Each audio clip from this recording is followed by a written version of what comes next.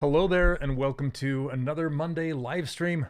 My name's Shane Olson, and today we're going to be sculpting another character by my good friend Josh Black, if I could say his name right. As if you've ever watched some of my streams before, you know that I love Josh Black's concepts. I worked with Josh at Avalanche on Disney Infinity. Great guy. So anyway, this kid kind of reminds me of Harry Potter a little bit. So I thought I would sculpt him up. Let's give him a go, huh? I might. Hey, Neil. It's working. Yay. Hey, Mark. How you doing? What's up, Brad? All right. I've been forgetting to post this to Facebook recently, and I'm gonna do it.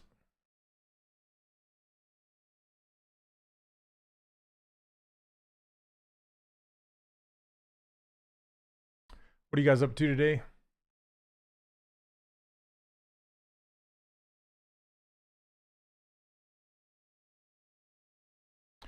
No, it doesn't look. I don't know if Facebook's even working today. Doesn't look like it. Sometimes it works, sometimes not so much. So, okay, well, whatever. uh, okay, let's get going here.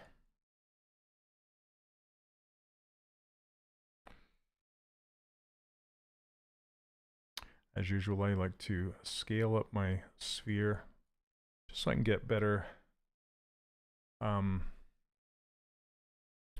better Sculptris Pro density.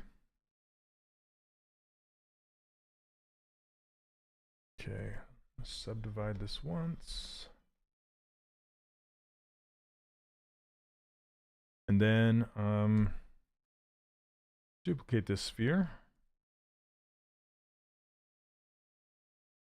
Michael, how are you doing? Welcome, welcome.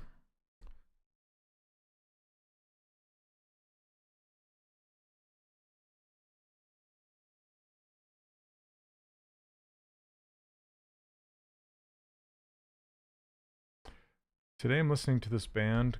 I wish I could share it with all of you, but I'm listening to this band called Book of Love, which is an old 80s band. Underrated, in my opinion. Super good, though.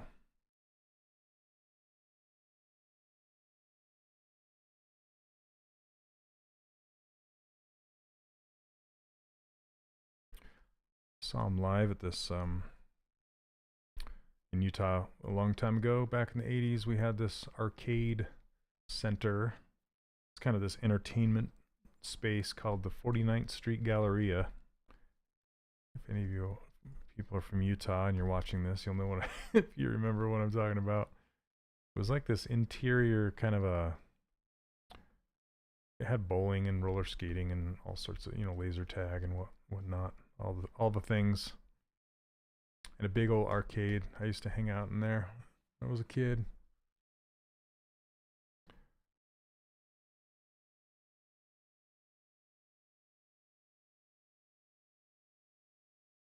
And they'd have concerts in the roller skating area. That's where I saw them live, and it was a good show for what it was.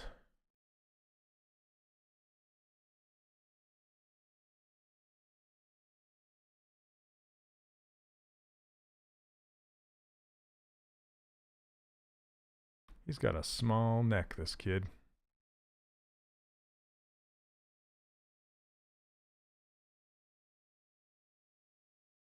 Whoops.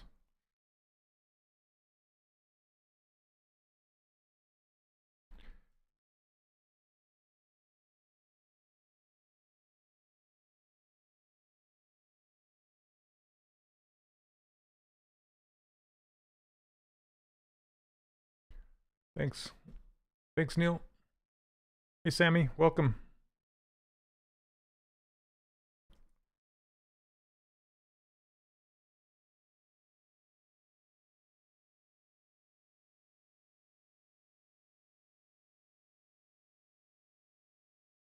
This kid's got such a scrawny little neck. Hey, Leonard, how are you? It was quite eventful. My nephew got married, so I spent most of my time helping out with that. It was a good time. How about you? Anything cool?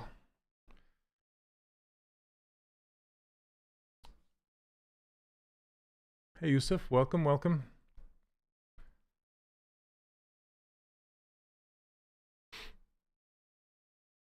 I'm working on something for the 3D character workshop I'm super duper excited about. I'll be sharing more info with you all soon. Make it a little more dense. Actually, I'm going to fill this with,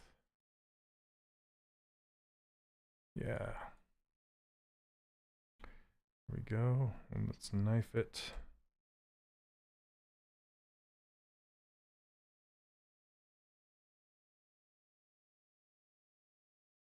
I love that new knife brush. It's so clean, so nice. Hey, Tattoon, I'm doing well, thank you. Welcome to the stream.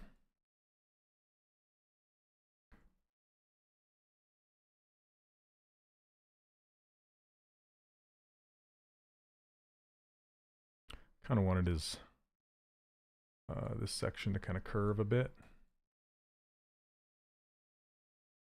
Okay.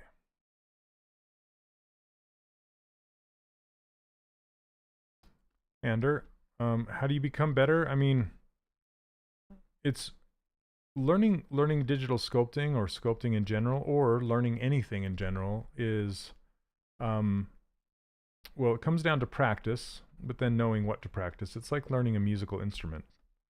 You know, you can learn songs and things like that. But what I always try and tell people is learn how to block out characters and block them out well, just like I'm doing here.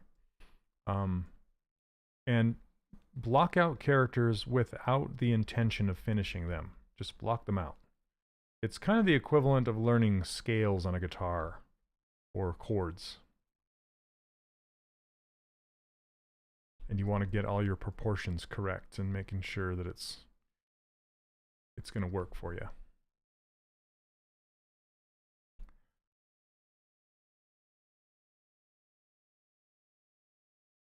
Oops, I don't want the knife brush anymore.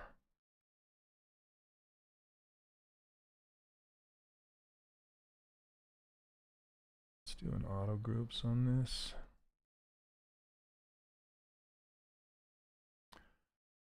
It's pouring rain here now. Oh, interesting. Really weird for Southern California, but I'm thankful for it. Absolutely. Tips on stylized character portfolio. My tips are, it depends on what your, like, are you making a portfolio to get a job in which industry? If it's just for fun, if it's just for you, put whatever you want in there.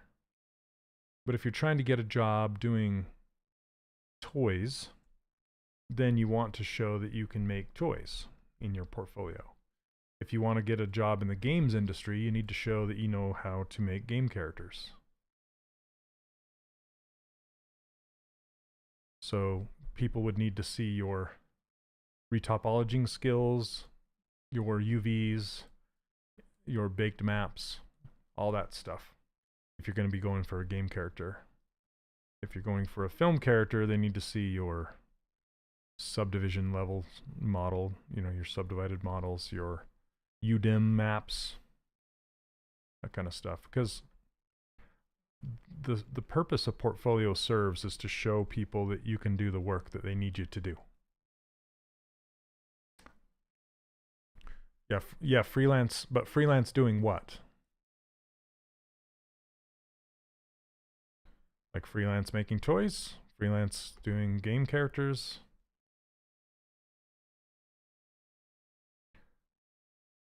And basically, again, you just need to show your potential freelance clients that you can do what they need you to do. That's what it boils down to. And then tailor your portfolio to the kinds of companies that you would want to work for. Yeah, but character sculpture is used in a lot of different. So character sculpture is just, I mean, where are you going to take it from there? Is it? Because not very many people hire people just to sculpt characters, and that's where it ends. What are you going to do with it?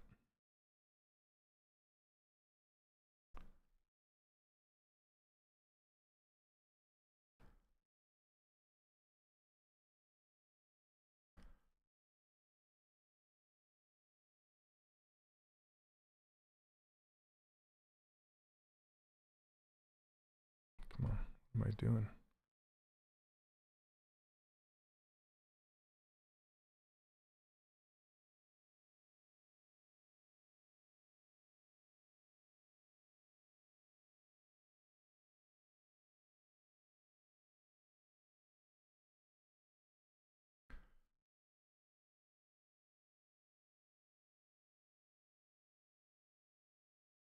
I want to make this a little tighter density. Okay. Hey, Ivan, welcome to the stream.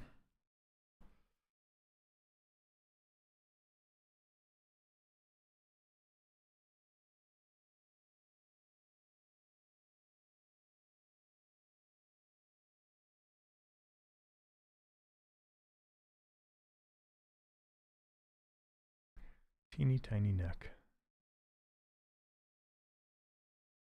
Oh. Let's go. Too strong on the smoothing here.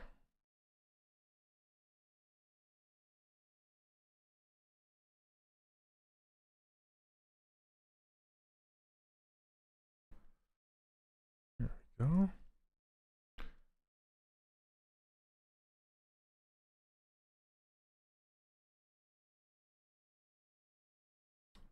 Okay. Hey Chucky, how's it going? Welcome.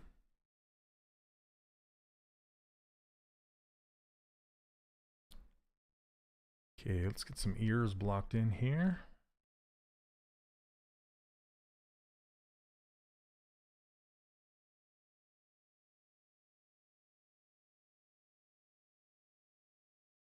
And we'll get his nose in.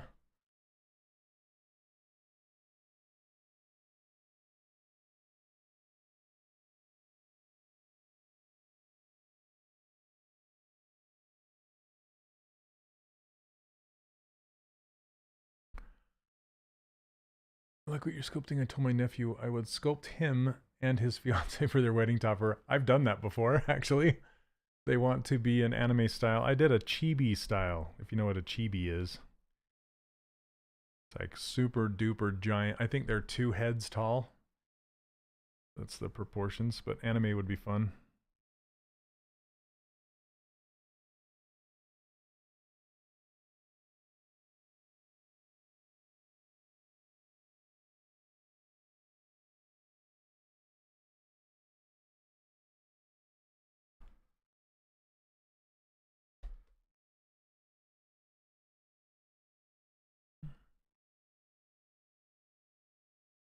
Turn this off.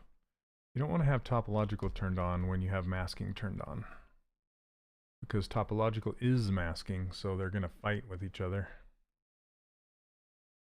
Get a little bit more density in this ear here. So what I'm doing here is I'm using what's called dynamic topology, which it changes as you work. And what I like about it so much, inside of ZBrush, it's called Sculptris Pro. And you can turn it on right here, but you have to be on a brush that allows Sculptris to work. And you can, so if you want, you can get my interface, which has, I've brought Sculptris Pro up to the front, which is right here. And then you can see the subdivide density right here. And then this polygon size slider is actually, it's for, what is it called? Sorry, it's called Tessimation. It's just basically this Tessimate slider right here underneath the tool palette. So you can turn down the Tessimation, and that will flood fill the entire object with the same even density, but it will rebuild your geometry. So I really only use that in the beginning when I'm starting to block out my character and I want an overall even density. And after that, I start to adjust the densities based off of my needs. Like this ear, I need more polygons in order to describe the details. So let's see. Got until next year, October. Let me get the heads done soon. Oh, nice. Yeah, good luck. I've been going to school for computer animation. Still don't know what I'd like to specialize in.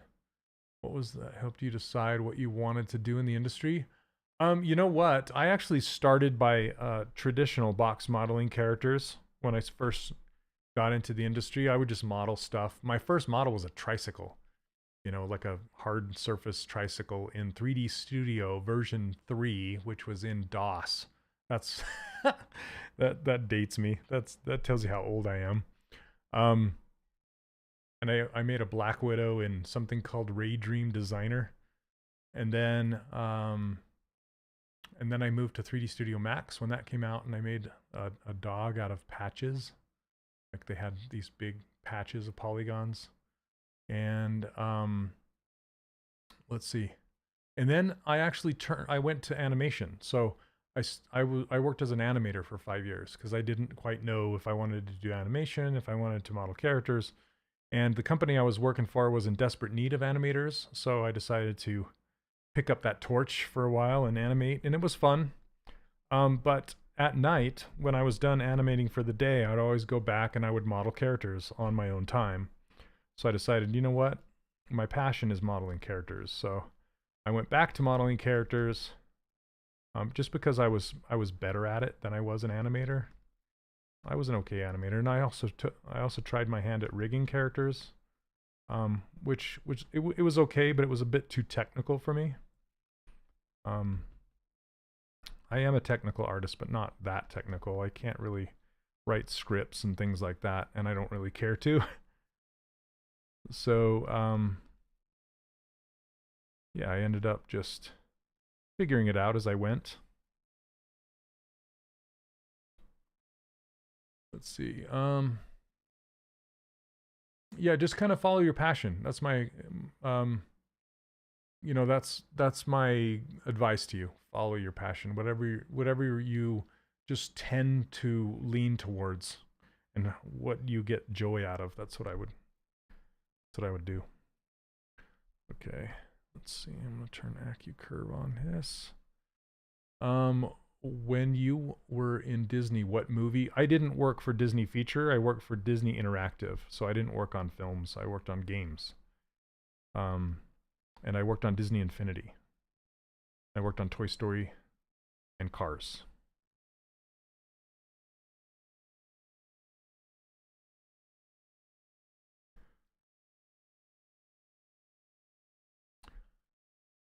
Let's see. Can you make a tutorial showing us how to import a sculpt into Blender? Well, Neo, this is Maxon's official ZBrush channel. So I'm not going to be doing that on this channel, but I might on my own channel eventually. I used Ray Dream Designer. I forgot about that software. Yeah. I think Corel bought it, didn't they? I'm trying to remember the logistics of that software. It's been a while. I liked it though. It was, you know what it reminds me of is there's actually a functionality in ZBrush that works a lot like Ray Dream Designer, because in Ray Dream Designer you would draw on the walls of this software and it would create what you were drawing in the center. And it's a lot like the, you know, inside ZBrush you like mask off the floor and the walls, and it creates something in the center. Chris, how's it going? Is a display tablet worth buying, or a 10-pen tablet is okay? So I've been asked this question a lot, And my advice is always a pen tablet is nice, but it will only make you faster. It won't make you a better artist. It will speed up your workflow. But, and so you just kind of have to determine if that's important to you or not. Because it's a lot of money to get a pen tablet, or a display tablet. I didn't have a display tablet for the first like 15 years of my career, so it's really not that important to have one. It's a luxury, nice thing to have. That's it. Let me see, close holes. This has a weird, see this rogue triangle? Sometimes when you're working with Sculptress, it will make holes like this.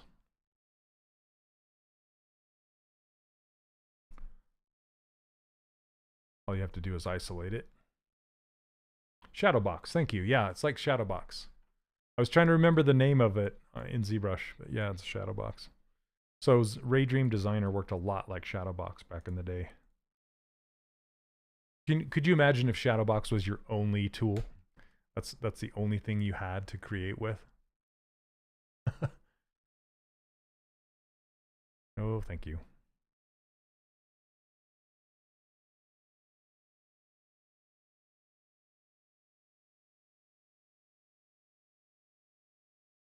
His ears are quite low, actually.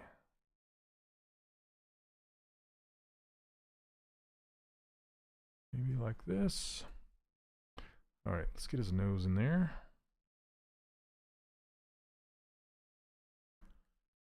Sharing tips for someone who's having difficulty putting themselves out. Just keep working on new ideas or shelving them. Hey, Yusuf, I'm not quite sure what that question means. Yeah, maybe rephrase it a little bit. I'm not quite sure I'm understanding what you're asking. Like, how do you finish ideas? Is that what you're asking? Like, what's the... Or how to stay motivated?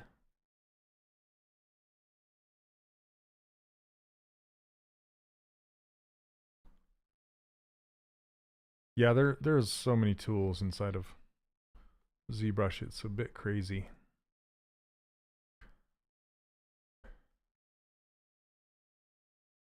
And if you are asking how to stay motivated, like how to stop, if you keep making new projects and you don't finish old ones, I hate to say it, but the main motivator is getting paid to do it, right? But if you're trying to do objects on your own willpower, it becomes a little more difficult. But if you're actually getting paid for it, it's easier. But what I like to do is choose a concept like this one that I'm very motivated to finish. Because I would want to see this guy to completion. And it's easy to lose sight of things and want to just move on to something else. But that's part of your willpower and your discipline and wanting to get it finished.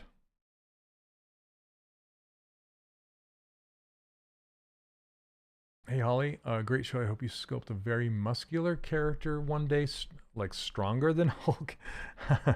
I'm currently working on a Lion-O character for my students, and I'm thinking about selling that on its own as not, it will be part of the main course, but you could buy it on its own as well.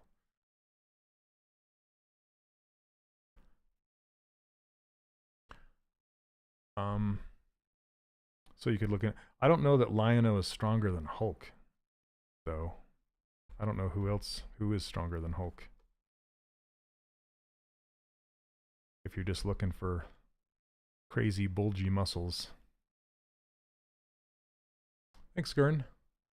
Question, what kind of brush do you recommend for fish fins? I've tried the pinch tool and the move tool, but it doesn't give you... what I would recommend, Michelle, is go look at, try and find an alpha or a fish scale brush. You can find some free ones that are available around. You can look on like ZBrush or the ArtStation, or there's a whole bunch of stores you can look at, and there's some for free. If you just do a Google search for like fish skin ZBrush alpha, you might find them. And then there's also you guys got to help me out. What's the name of that other brush that actually has 3D in it? That's not just an alpha. You can also search for, it starts with a V. What is it called? How do you quick switch through the brushes? Oh, a VDM brush. Thanks, Neil. Yeah, VDM. So you can look for VDM fish scales, and there are some that actually ship with ZBrush, I believe. Let me see. Like in these chisel brushes, you might find some scales up in the chisel brushes. Like, see, this one has noses and ears and eyes and stuff. There's some that have, you just kind of have to search through these and see if there's any that have fish scales. Yeah, like this right here. See this animal scale right here? You have to have enough density in order for them to work. But see, I'm dragging this. It kind of looks like a scale. And then you can just kind of overlap them like this. That looks really funny on this guy's face, but if you be careful, you can make fish scales like that. And that was under the organic. So it's called Chisel Organic. So it's a chisel brush. It's a click and drag. And you can make your own scales. You can make your own chisel brushes too. So you can choose different shapes of scales and things. And that gives you undercuts, which is nice.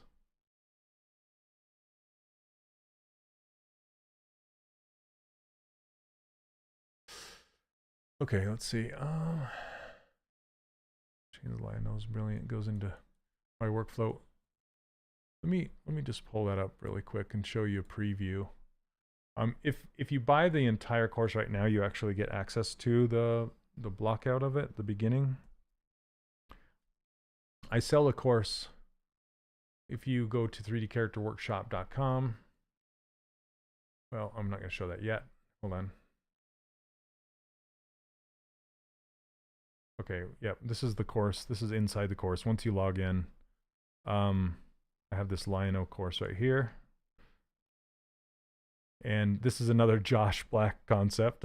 You can tell I like Josh Black's concepts a lot. Let me see if I can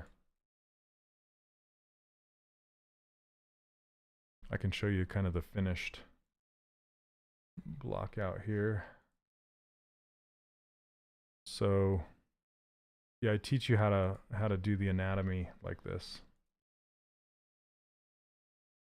That's the simplified anatomy, and then I add more parts to it. So anyway, he's not quite as strong as the Hulk, but yeah, there you go. Let's see. You can also look up George Zaky. His anatomy blockouts are fantastic, and that's Z-A-K-Y. He's a student of mine, and he just does fantastic blockouts. Really, really nice, and I think he has some really strong-looking characters that you can look at. Okay, I mean like an artist that works on a character and when or if he finishes it, gets insecure in a kind of way and just doesn't upload it or put it there for the world to see. I see what you're saying. So like the intimidation factor, yeah, that's a real thing. So it just depends on where you're wanting to post it. If you're going to put it up on ArtStation on your portfolio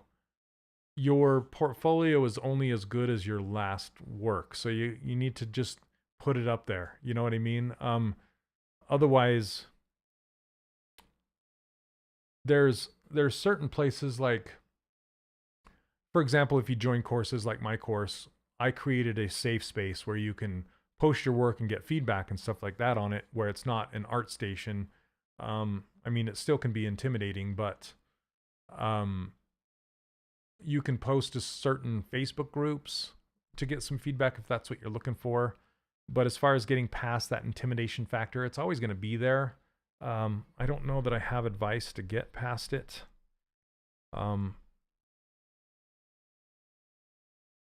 Yeah, other than you just got to do it. You just got to do it. I'll try that.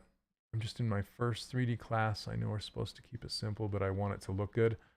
Yeah, Michelle, my advice for that is keep it simple. Keep it simple. Don't jump into the details.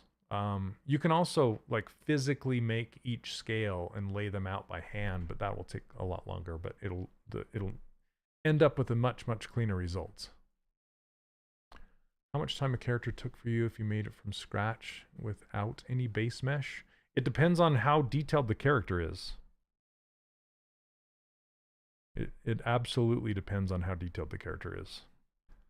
So I can go, make one in a couple days or make one in a couple months, depending on how much detail and what I'm going to do with that character.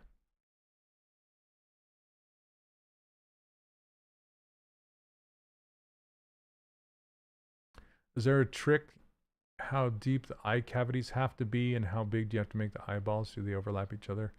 Sometimes they overlap each other. The trick, there's not really a trick. It's just a proportion check. And basically what you need to do is there needs to be one eye's length in between the eyes. That's how you can tell the spacing. And then usually in realistic characters, it's one eye's length between the corner of the eye and the ear. So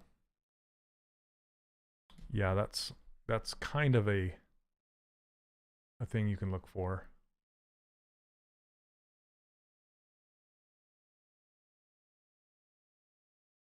Thanks, Brad. Not liking these nostrils from the front.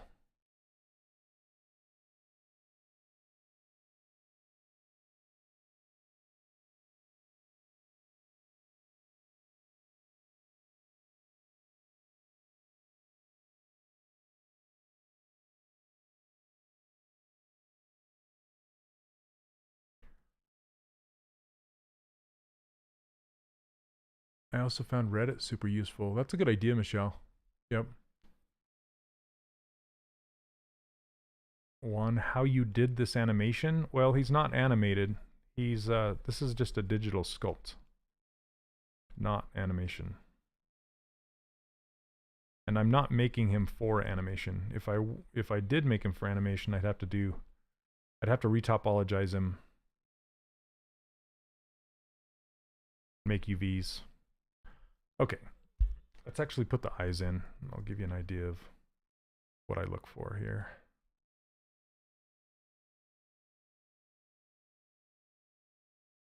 Turn off Sculptress for a second.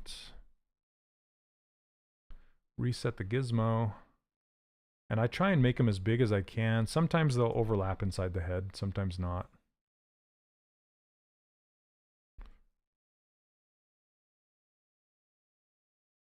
So these will be overlapped. Am I doing the sculpt off? I'm not sure yet. It depends on the theme, actually. Okay, I actually like that placement. Maybe in the head a little bit more like that. And then I usually split unmasked points to put them in their own subtool.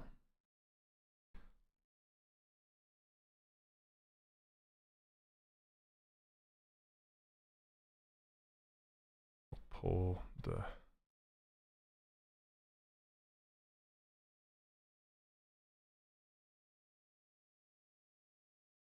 there we go.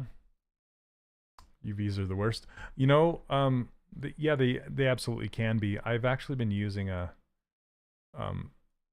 program for the iPad called Cozy Blanket, and that program actually makes UVs kind of fun.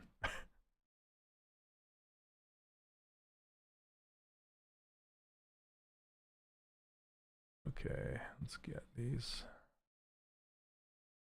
Kind of goes up and then straight across low.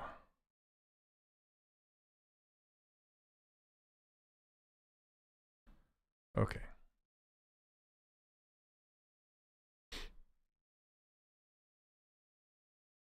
Oh, the animation of the hand is great. Oh, thanks. Sammy, it's a different team, different right now there's no plans of taking it away from iPad, so they've said that several times.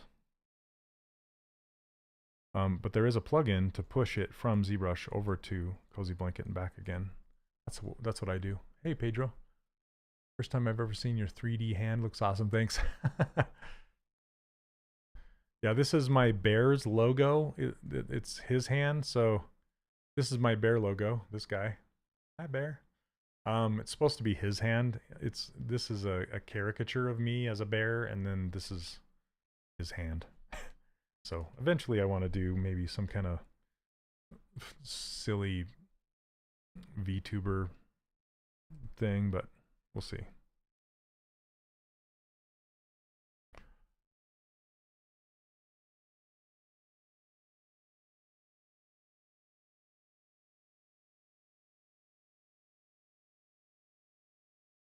Just adding some density here.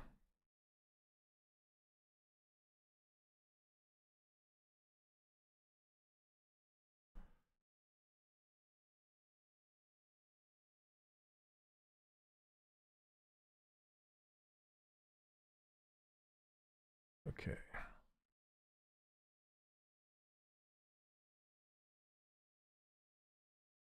I should probably save this, huh?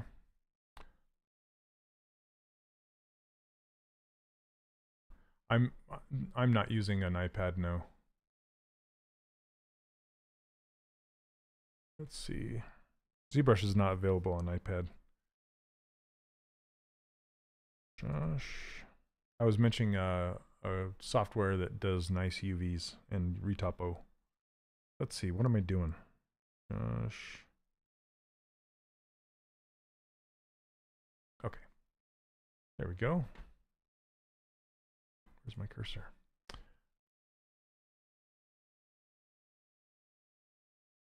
Okay. Let's make his mouth.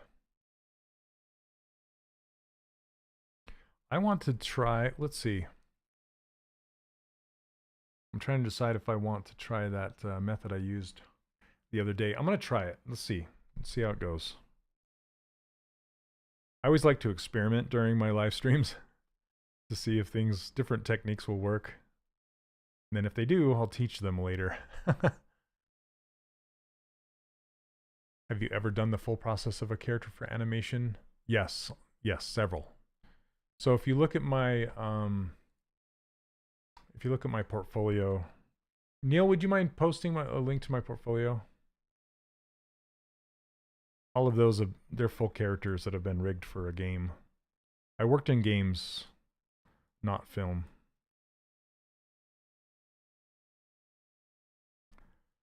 Okay, so I'm gonna try this. Just do a squashed sphere that goes up around his nose, down to his chin. Thanks, Neil.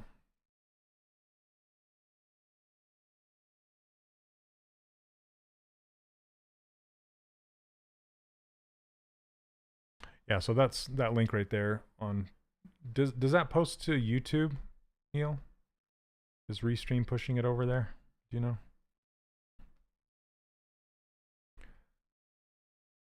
Okay, awesome, thanks. Yeah, that's my art station. You can see some of my characters there. Thanks, Neil.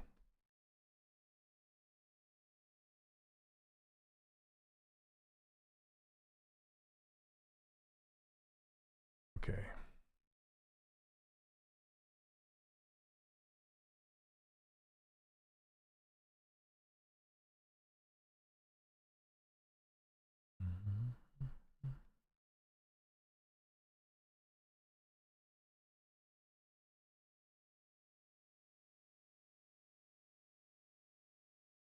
Yeah, I do like this technique.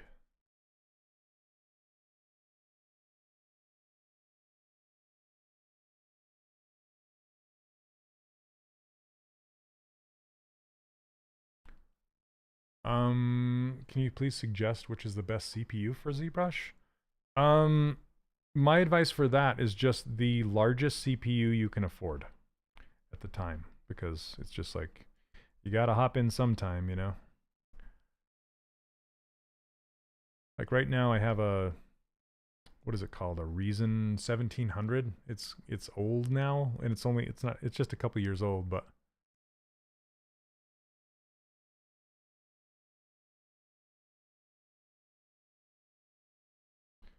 okay. So now that I have this, I'm going to chop it in 2 pieces to make his upper lip and his lower lip. We'll see how that goes.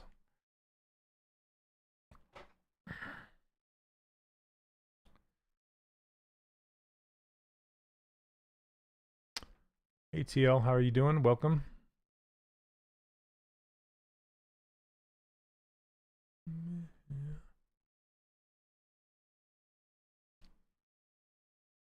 Enter the mm value, but when you look at the set scene scale, the values do not change. Surder, I would actually send a support ticket to Maxon and ask that question, because it's a very, very long, drawn out answer.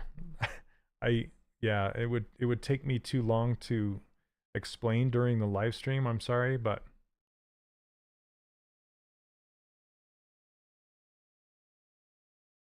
yeah, that's honestly why I made my own project file with a ruler in it.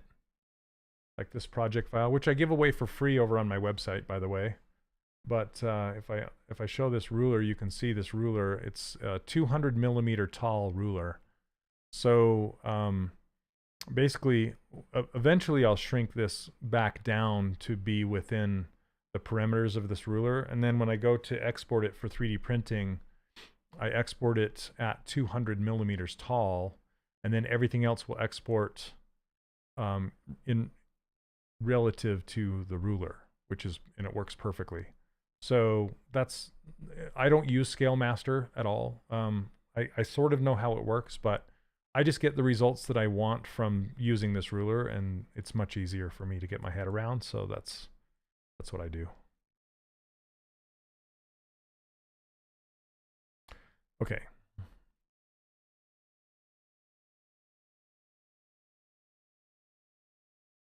So let's take this mouth and split it off. Oh, I didn't mean to split the nose off.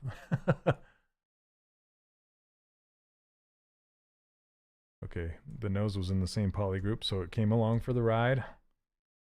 Let's auto group it and split it off again. This time we're going to go split hidden. And now I'm going to merge the head down with the nose. It's weird, I'm getting some holes in here. That's weird. And it looks like they came along for these must have had some purple polygroups. Purple polygroups. Okay, so how to fix holes. I don't know where these holes came from, but all you have to do is hit close holes. And now we have these closed holes. And here's a little trick for you. If you hold down Control plus Shift, and you click on a vertice that's shared between 2 polygroups, it will isolate both of those polygroups. See that? And I don't really care about this one. I guess I can hide it. But now this is isolated, and now if I hit Control W, it's going to put those extra polygroups in the same polygroup as this, which is what I want. And then I can unhide everything else. And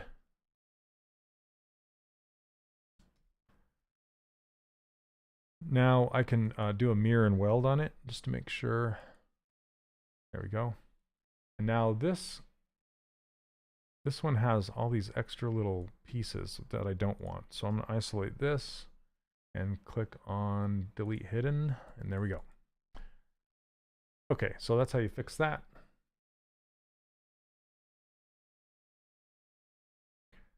So this is the piece I want I'm going to merge this down.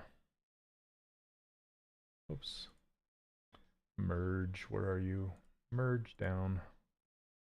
Okay, so now the nose is part of the head. We're good. With this mouth, I tried this on a previous live stream, but on the previous live stream, it was an older gentleman, I think it was a vampire or something like that, that had actual smile lines that you could see, very apparent. And on this kid, they're not as apparent.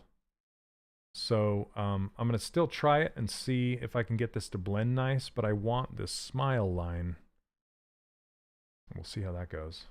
So basically what I'm going to do, I can rename these things just so I know what they're called. So we got head, we got mouth, and eyes. Okay, and we're going to save it. There we go. Oh, it's saving to my Google Drive, so it takes a minute. Which software you prefer for rigging and animation? Maya? Yeah, Maya.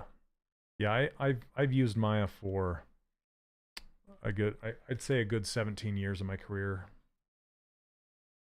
When it started out as Alias Wavefront. But I've also animated in 3D Studio Max, XSI when it was around, which is Softimage.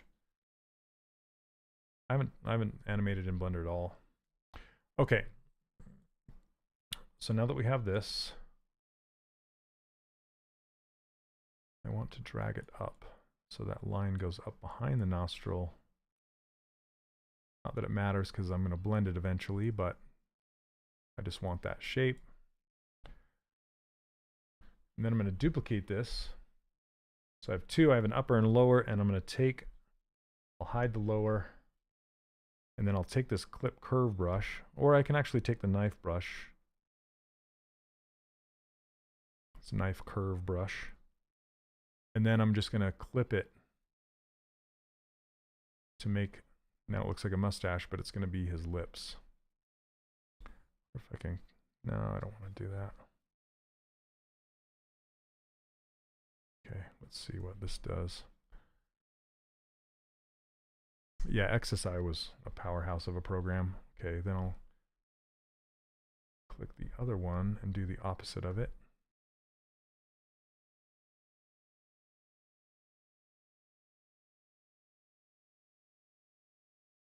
Now we have this Muppet mouth. Changes a heads up. I sent an email about continuing with your course. Okay, big. Which did you send it to my 3D Character Workshop email? Need to move that knife brush out in the UI. Yeah, I need to get rid of this knife lasso and use the knife curve. Need to update that. Michelle, my thoughts are, I would love to talk about it, but you're watching the official Maxon ZBrush live stream right now, so I like to keep the conversation to ZBrush. If you, otherwise, I'd love to talk about it. Hope you can understand that.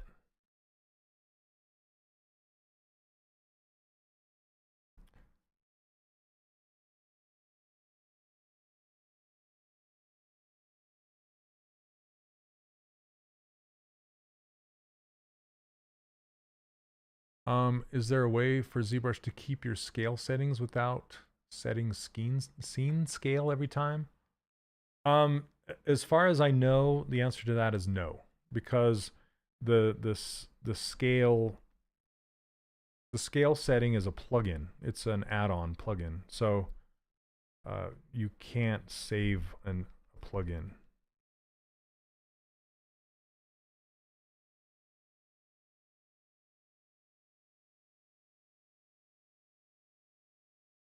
Okay, I'm just raising this up to match his lip shape.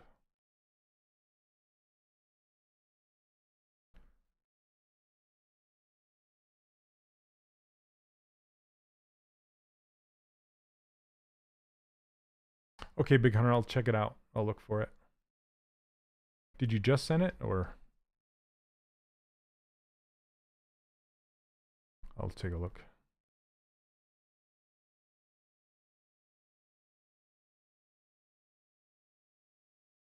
We'll just pinch this together.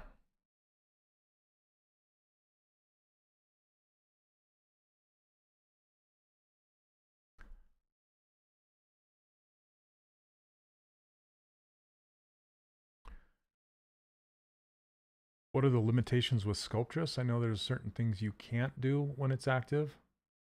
Yeah, so not all brushes work with Sculptress. Like Move Brush, for example. It basically, see how it's grayed out right here?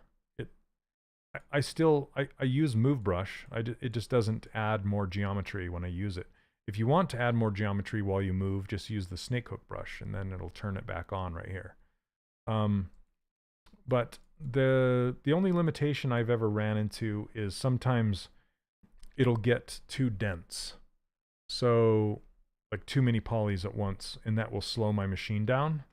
And if you ever run into that problem, you can just you know, rework the surface area to be a lighter density, like turn this slider down and just kind of paint through it to reduce the geometry. Or you can use the decimate feature and you can decimate it. Okay, I'm just going to raise this mouth interior up a little bit. How do you add the 3D hand on the stream? I'm using a software called Spud Arm. It's just an overlay in OBS. It's not too tricky. And this is this hand is a hand that I made and rendered out. I made it in ZBrush.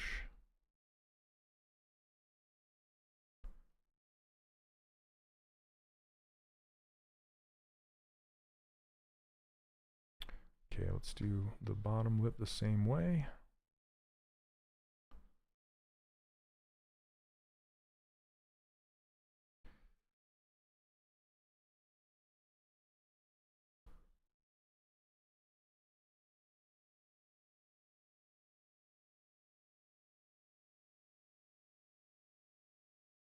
It's not a plugin, it's an overlay. So it's called Spud Arm. It's a program.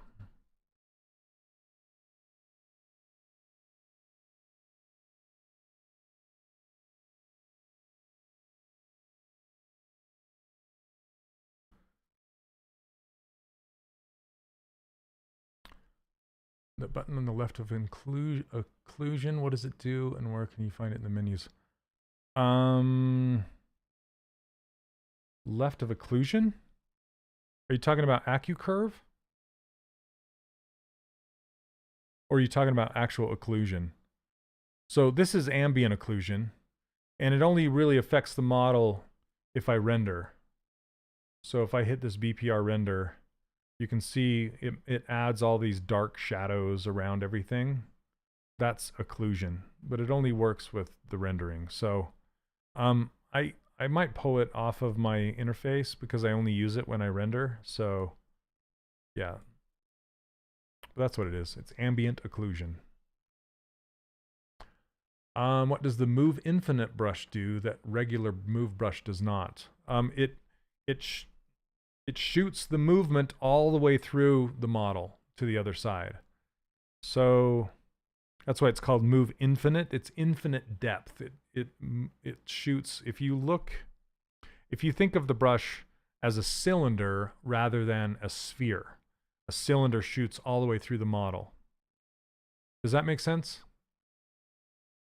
So if I were to move the corner of the mouth over here, it would move the corner of the mouth on the other side. You just have to be careful because if you're in a 3/4 view like this, and you go to move something like this, it's going to move on the back side of it.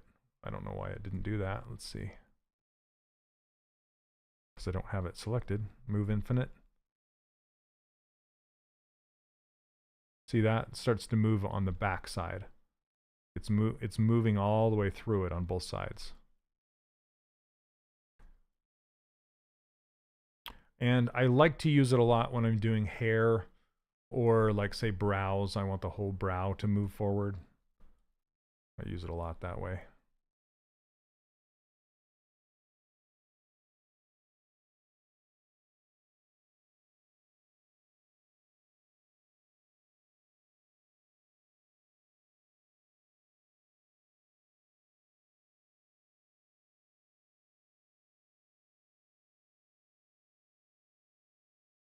I have to say I do love this mouth technique a lot. It takes longer, but the final end results are more controllable and cleaner, and I like it.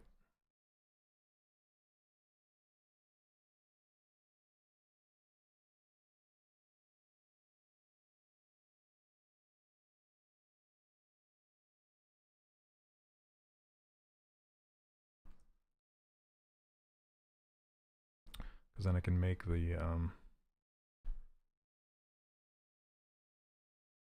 the smile lines go around the mouth.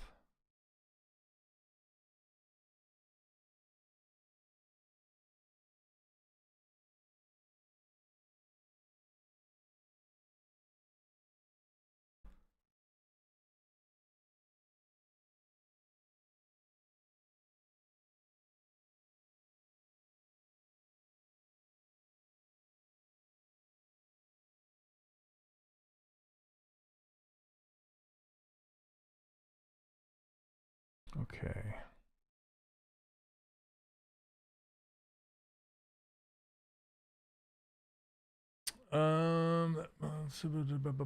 Let's see. What does the movement from no? Okay, going to have to get a new mouth technique. You should. We tried making eyes the way you did with the mouth. I have actually. That's where it started from. Every time I try sculpting, I never use enough polygons, and it scares me away from trying for the rest of the week. So, but you should just, yeah, you should. So that's what the save button is for. You shouldn't be afraid. Just save it. Save out a version. That way you know that you can always go back if you mess up. You can always go back, or you can duplicate objects. So you say if I was going to try something on this head, I could just duplicate the subtool and hide the original, and then just have fun with the, you know, with the whatever you're working on.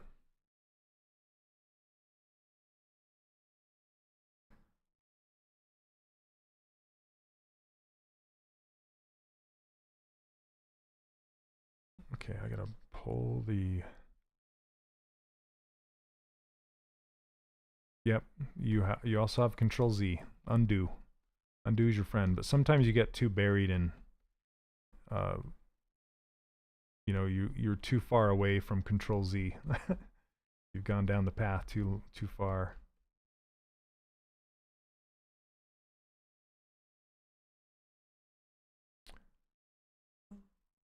Is what the thing you're allowed to do to save, and oh yeah, there's. Why not? That's the beauty of it. I do it all the time.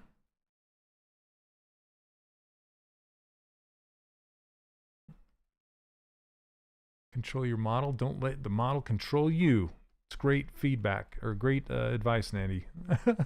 Very great advice.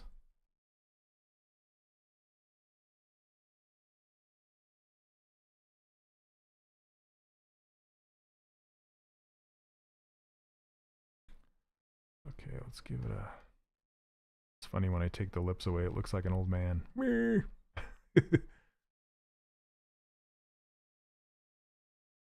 Yeah, I was just talking to one of my students the other day about, you know, when people watch me give them feedback, they're usually pretty shocked by how I will just grab models and just start pulling stuff around, and not really not being too delicate with it, because that's how you have to be. You need to make big changes and try different things. Otherwise, it's just going to remain stagnant and not get to where you need it to be. Is there a way to add a material to a certain subtool without the rest? Yeah. So I'm going to add some color to this guy. He's very pale and yellowish kind of.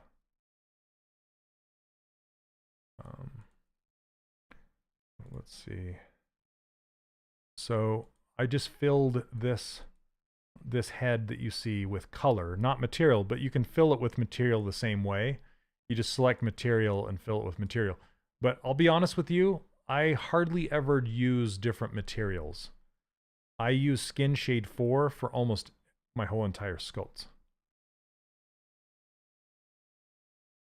And the reason why is because a material is kind of a, it's like a clear coat on a car or a paint coat. It's like a layer, and it won't show you what your model is actually looking like. The reason I like Skin Shade 4 is because it's the whitest, lightest material that I can get while still retaining shading information.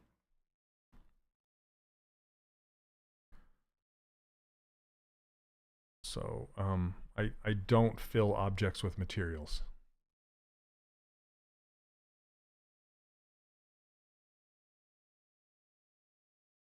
Do you put teeth when the character has a mouth mostly closed? It depends on what I'm using it for.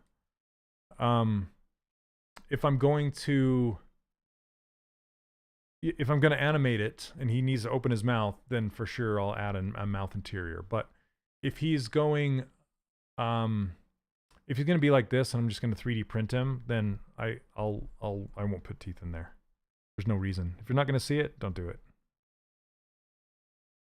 So speaking of which, I'm going to close his mouth now.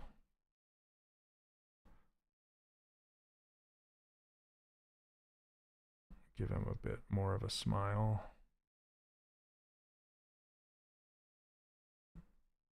And I want his lip to show a little bit more back here.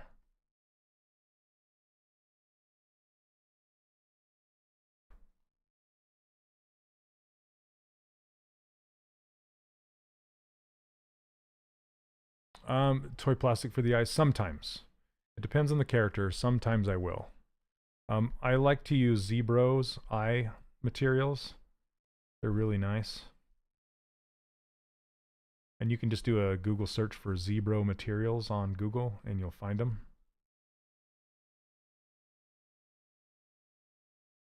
There we go.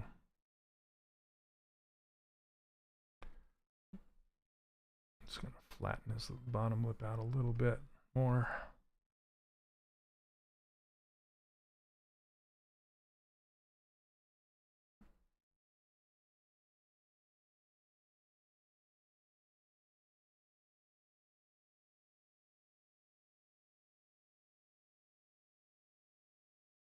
Believe it, I'm glad to hear someone using work in progress.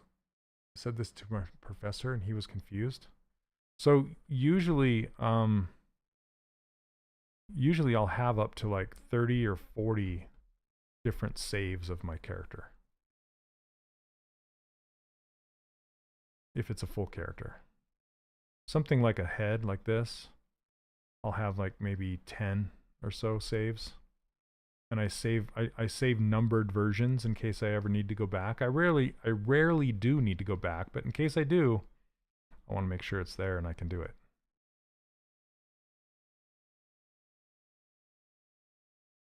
Okay. I have difficulty blocking out perfect according to the concept. How do you get your block out perfect? Practice. I hate to say it, but it comes down to practice. Is OBJ the main file format used between 3D software? Yes and no. I also use FBX. But yeah, OBJ, or you can use a plugin for ZBrush called GoZ that works quite well.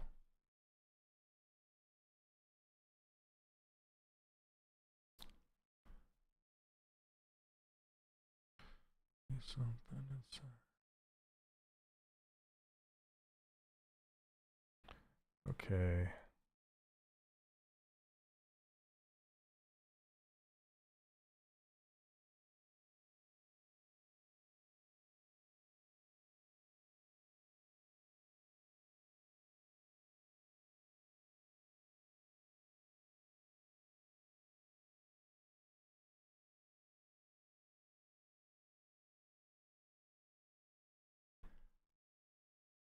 I see FBX more often. So FBX stands for Film Box. It comes from Motion.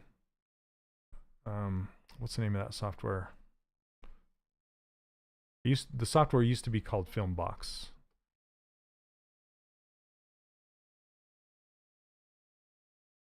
now it's called motion something, but Filmbox will bring over animations, rigs, polygons, everything that you need. And OBJ is just the object. It brings over the points. It also brings over vertex coloring, like polypaint, for example. I'll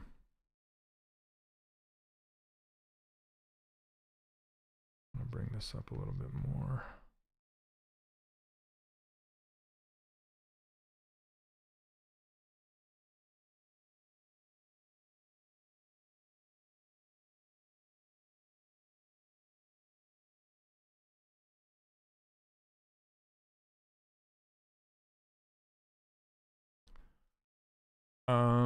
I like what you're doing. Do you use similar techniques for a realistic head? The answer to that is I don't really do realism. I'm stylized character guy.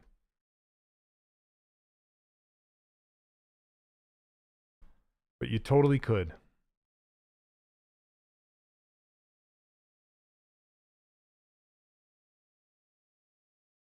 Must be something inside.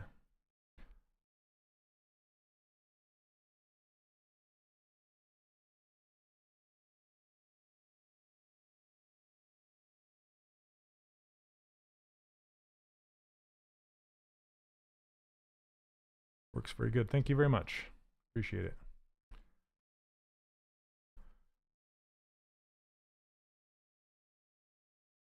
I feel like his nose. Okay, so here you go, you guys. This is the reason I do things the way I do things. Because I love to leave things editable in case I need to go back and remeasure and adjust things. So basically, I just noticed that his nose is way too long, and it's way too long in this whole section of the face. His ear is a bit too low, raising his ear up. So what I'm going to do is I'm going to pull this whole section of his face up in space. Space in space. But in order to do that, I'm going to even out. Should I do that? Let's see. I'm going to hide his ears for a second. And mask through here.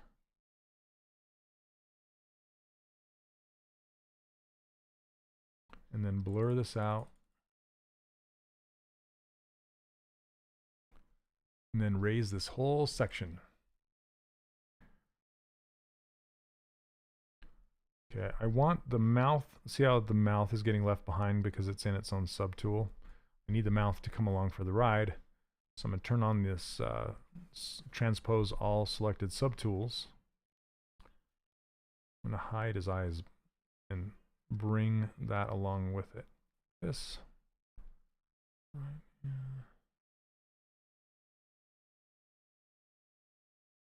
It's very close.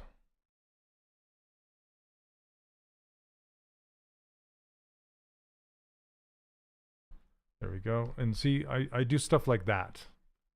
I don't stay married to what I've done in the past. I always move forward.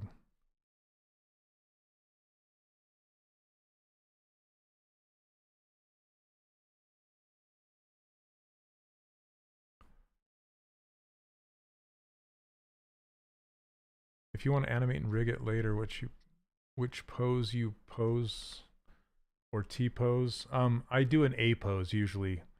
Arms down at a 45-degree angle, palms facing down. I know it's practice, but can I say just how jealous I am that you can advance this much in a little over an hour? Well, it's an hour. It's an hour and 20 years. So it's taken me 20 years to get to this point. So you shouldn't be jealous. You're on your own path. Just learn to, you gotta, speed will come. Okay, speed will come.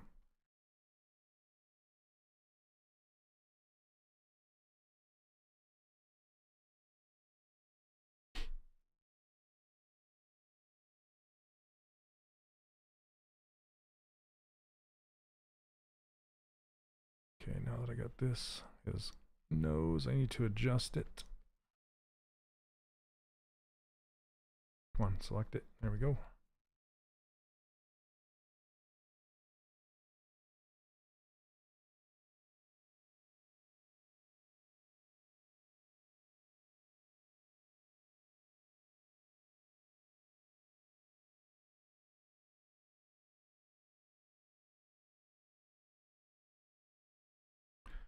I think I'm gonna merge these together now, so I can get rid of this line going up. I think it's really taking away from the appeal of this character. So yeah, Prashant, 1 hour and 20 years. That's, I get it all the time. It's like you know, you did this so fast, and or clients that will say, you know, if I charge per hour and it takes you 2 hours to do, why are you charging me so much? It only took you 2 hours. And it's like, well, it took me 20 years and 2 hours. 20 years of study and practice and experience. It's not like I started doing this yesterday and yeah, so just keep that in mind. And I also would advise, like, when you're looking at places like ArtStation, don't be intimidated by ArtStation, because you don't know how long those people have been working on their art and studying and getting to where they are. Everybody's on their own journey. So just as long as your last sculpt is better, or your latest sculpt is better than the sculpt before it, that's all you need to worry about. Don't look at your neighbor. Look at your journey. MRM, I don't work for Maxon. I'm a volunteer. And so I'm going to withhold my opinions on that.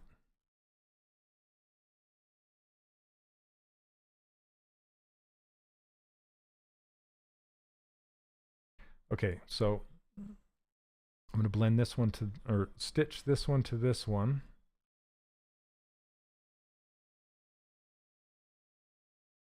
Okay, so I'm going to merge this down. And we might as well merge it down again and stitch everything together. I think I'm ready to do that. But I don't want to stitch the neck to the body. I guess I could. I'm just going to stick a shirt on it. So yeah, let's do it. Yes, be inspired by ArtStation, not intimidated. Thank you for the kind words. I really need it. As a noob to sculpting, it's inspiring to be reminded of time being so critical to one's success.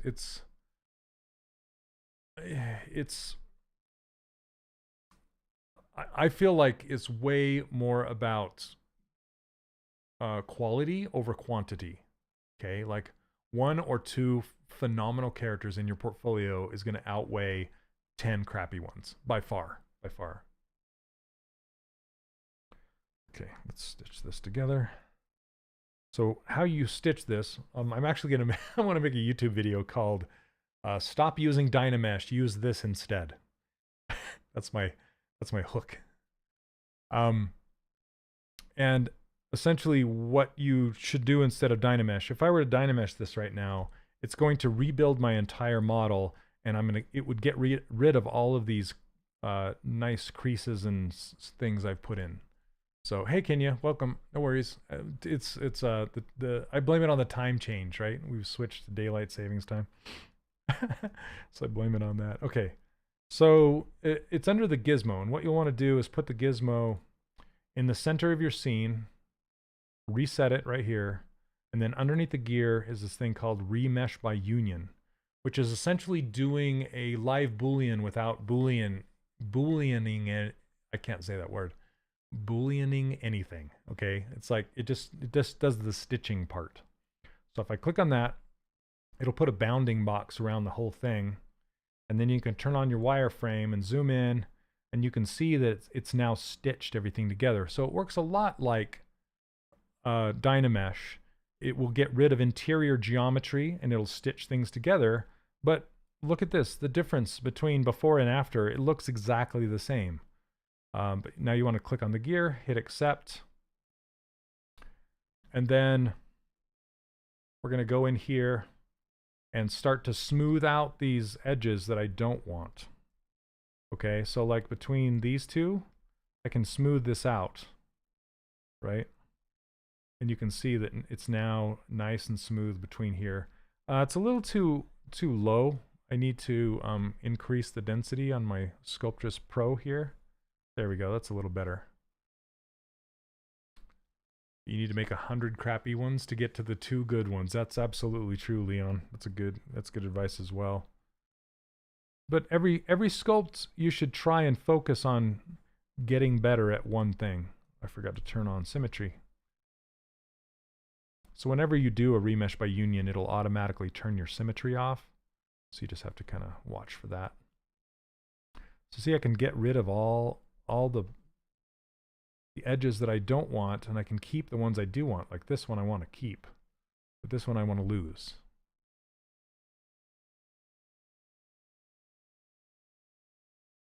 And like the blending of this nose into the face. I want to blend all that together. But I want to keep the crease by this nostril fold. So I can keep that. And I want to get rid of this one. So I can smooth that on out. And where the ear connects to the head, I want to smooth that into the head. And I also have this brush called a fill brush. You can grab it right here. And you can just kind of fill this valley and make the ear connection even better. This method, remesh together or all or only visible, it does work with, it has to be in the same subtool, and it will respect masking. So you can just mask off different pieces and stitch different pieces together and ignore others. But they do all have to be in the same subtool. That's why I merged the mouth piece together into the head.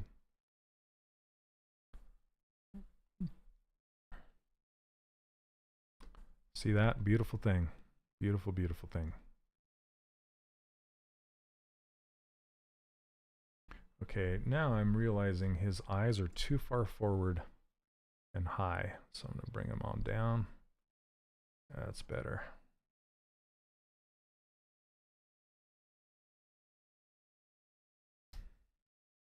Okay. Andy, I'm glad you like that one. Okay, so he's got these really low eyelids we can put in there. Every time you see density, I keep thinking of Back to the Future. Yep, you are my destiny. I think about that every single time. Hey, Cricket, how are you? Welcome, welcome.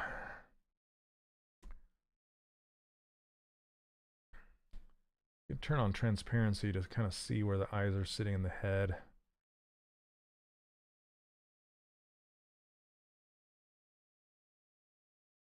Okay. You're not the only Leonard. Is there an impersonator? Oops.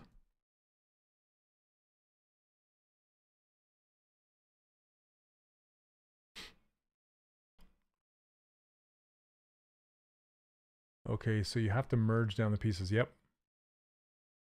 I was having a lot of troubles doing Dynamesh sometimes. Yeah, I rarely, if ever, use Dynamesh anymore. I really don't.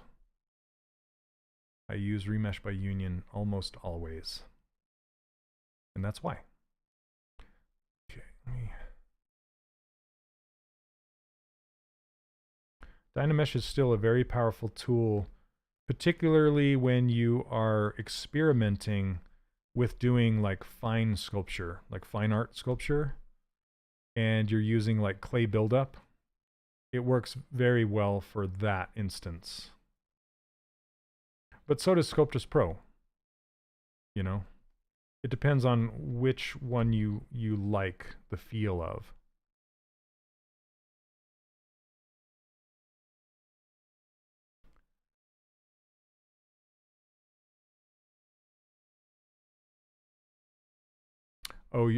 So Sarah, I was thinking when you said you're not the only one, I thought you were saying like Leonard is not the only Leonard. There's another impersonator Leonard. That's how my brain works. Sorry, I'm a goober.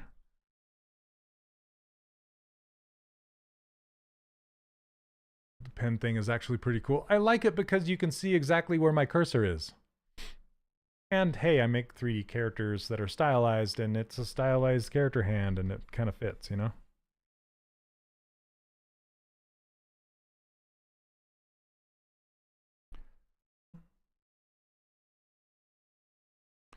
Make his, I feel like his cheeks are too high, and his chin is not.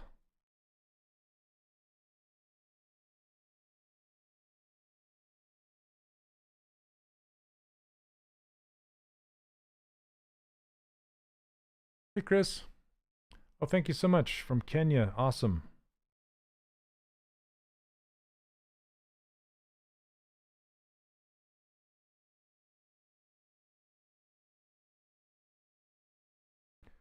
Now I think I'm going to hit this with H polish here. Let's turn off Sculptress Pro. You know, I might just turn... So underneath the brush menu, you can turn Sculptress Pro on and off for that particular brush. And since... usually I turn it off for like pinch, because pinch is working against Sculptress. I don't want to make more geometry when I'm pinching. I just want to pinch it together. So I turn it off for the pinch brush. And same goes for H polish. I just want to polish it down. I don't necessarily want to create more geometry while I'm polishing. It's kind of going against it. So I might go in and turn Sculptress Pro off for that. If the character's for 3D printing, does the quality of the topology matter? It's a good question, Pedro. It actually, the quality of the surface matters. The quality of the topology does not. So basically what I would do is if I were to 3D print this guy, I would decimate it using the decimation master, which reduces the triangle count. So then the file would be small enough to send over to my 3D printer. But the quality difference is, it usually keeps the quality really, really nice. So yeah, it's not like you have to retopologize it, and that's what I love about it, because I'm not the biggest fan of retopology, honestly.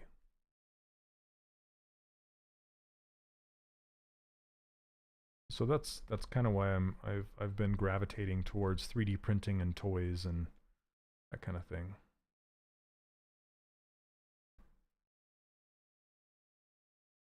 Okay, let's see here. Let's get those eyelids in. I think that'll make a big difference. And then his big thick brows, and then all of this hair on the top.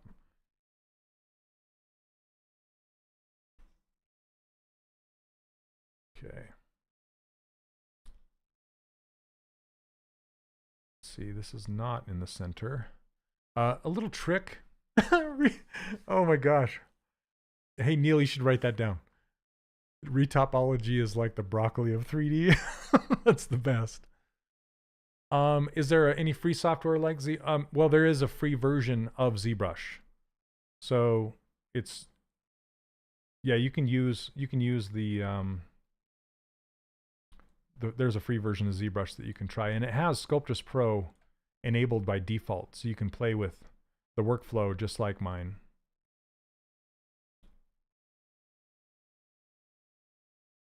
Leonard, I have. It's still sitting in the box. How do you add color to a model from Spotlight? So essentially, you use the letter C, as in cat, to eyedrop, but you can't eyedrop from the Spotlight image unless you have the ring showing. You have to have this Spotlight ring showing by pushing Z or Z on your keyboard to show it. And as soon as that appears, then you can hold down C, as in cat, and hover over these colors. See this color swatch right here? It will change as I hover. I'm not clicking, I'm just hovering. And then if I let go of C, it's going to grab that color. And then you can hide the ring by pushing Z, and then you can paint that color on the surface if you want.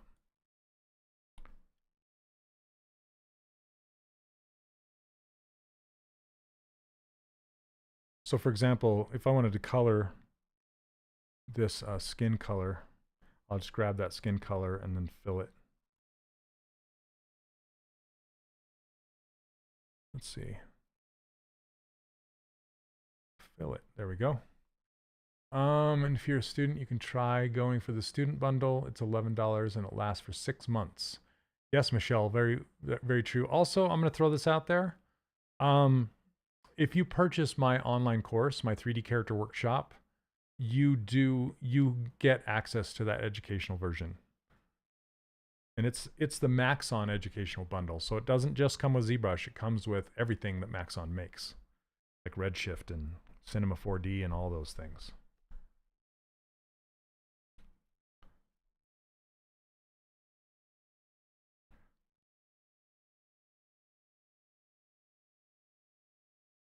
There we go.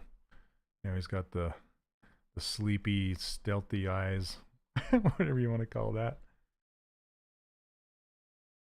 Okay, what I was going to do is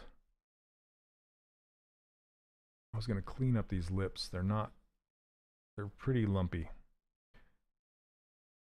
And I still have my poly groups, so remember the trick. I can hold down Control plus Shift. Looks like I have a rogue face in here.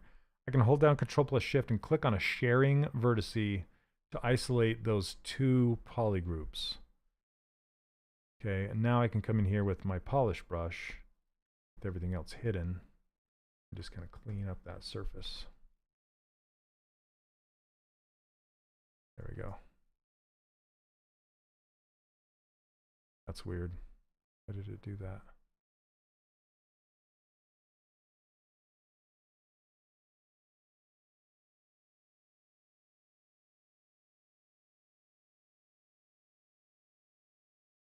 Is it not giving me? I'm going to mirror and weld this. This is giving me some weirdness. There we go. I mean, everything is banned in this country. Ugh. Sorry about that. Wish I could do something about it. And Dewey, so just so you know, you're watching the official Maxon ZBrush live channel. So I like to keep the conversation on ZBrush. Okay. What am I doing here? I need to fix his chin. I need to fix the back of his neck and all that stuff in a minute.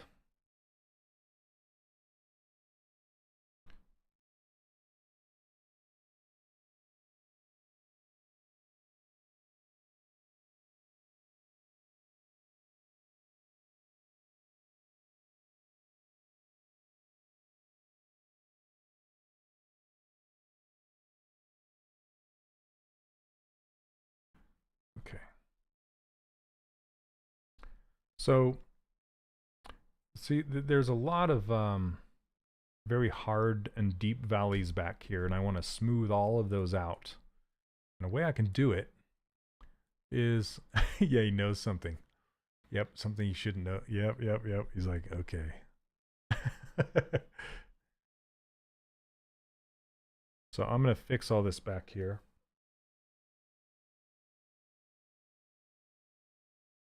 And there you go, ZBrush Core Mini. Can you explain the difference between this version and the version you're using now? What cannot be done? Well, ZBrush Core Mini is a very, very limited version. I feel like they have a comparison sheet. Could you find that really fast, Neil? Hopefully, maybe. Can you explain that blue thing with the white circle on your screen? Oh, this right here?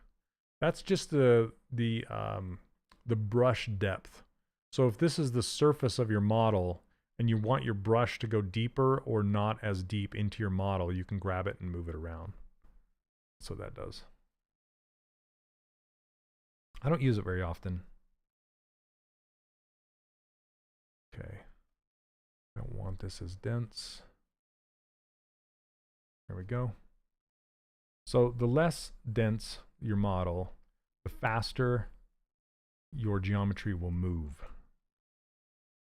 If it's very dense, it will be slow to smooth.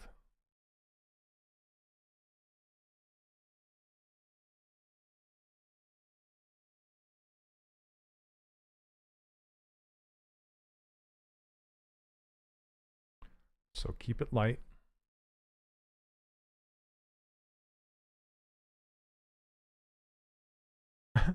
I hope everything's bouncing.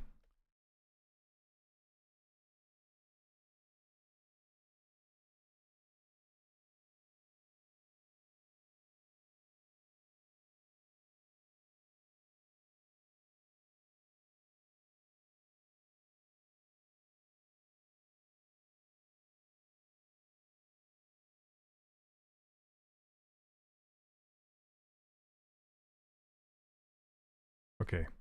I always like this part. I'm gonna warm him up. He's a little pale right now. Let me smooth this connection out as well.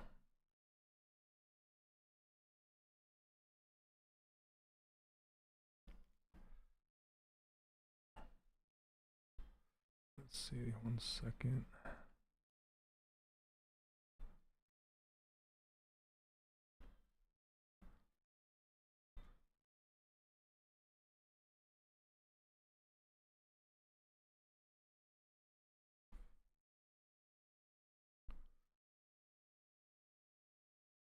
Okay, I feel like his neck is too far back. So I'm gonna push it forward more. There we go, that feels better. You found it? Okay. Yeah, it should clear up the differences between them. Because I didn't memorize them, sorry. But I do know that Sculptris Pro is on by default, I believe. Which is what I'm using now.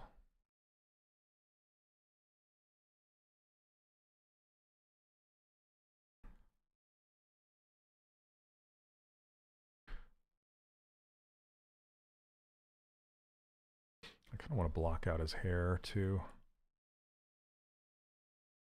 Recently got the student discount for ZBrush after using ZBrush Core for a while. It feels like I'm returning to all the tools again. Yeah, for sure.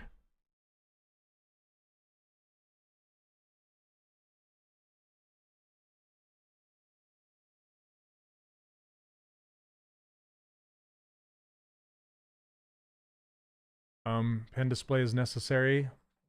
No, it's never necessary. I did professional work on a tablet for years and years and years. I only got a pen display in the last like 6 years. And I like it a lot, but it's not necessary. When you're doing character for animation, do you make it with eyes open or closed for rigging? Great question. If it's for a game, I usually model it with the eyes open. If it's for a film, they're usually closed because you get more articulation, more bones to open the eyes and shape the eyes with in film than you do with games, but that's typically how it works. Okay, let's warm him up. Turn off Sculptris.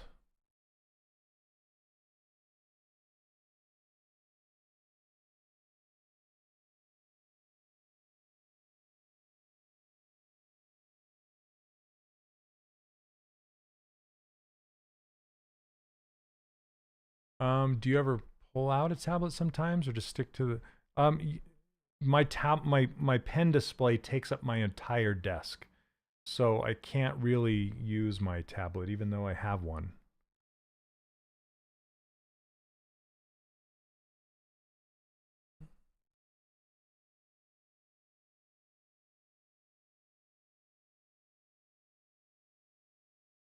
Okay. Usually with the upper lip, I'll take it a smidge darker.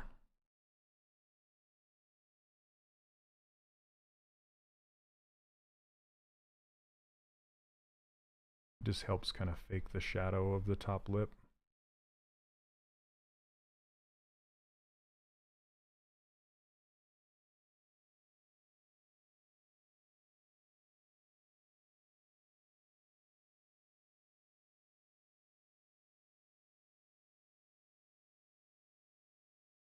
Okay, let's give him some brows. Do you prefer working for animation or games? I've never worked in animation. I've been an animator, if that's what you're asking. But I've never worked for films, in films. I've worked in toys and games, and I prefer toys.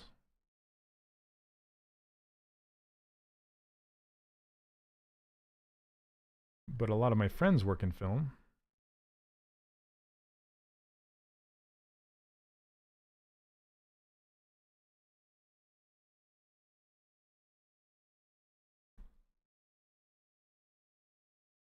And I'll just tell you right now, the high resolution is very similar between film and games. There's not too much difference.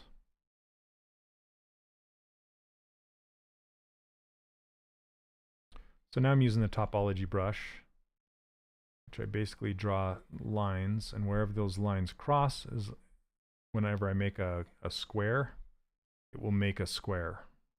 And it only cares about where they cross, and it'll make these little green dots. Let's see.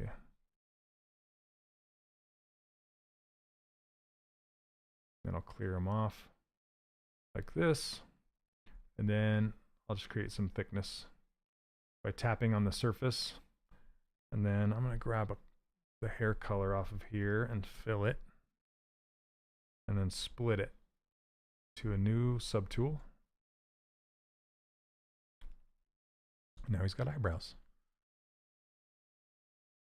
When you do character animation, okay, let's see, what tablet do you use? I'm looking at Wacom, whether they're worth 2x the price. In my opinion, they are, just because, like my pen tablet I've had for years and years and years, and my display tablet, which is what I'm using right now, this is a Wacom 27-inch Cintiq is what I'm using right now.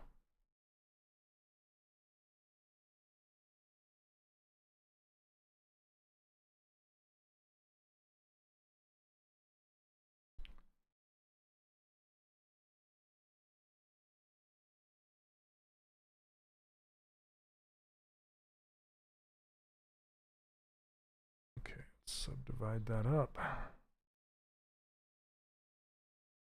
And again, the only thing a display tablet will do for you, like a Cintiq, is speed you up, in my opinion. It will not make you a better artist. So don't think about, you know, you need a Cintiq to make you hireable. That's not the case.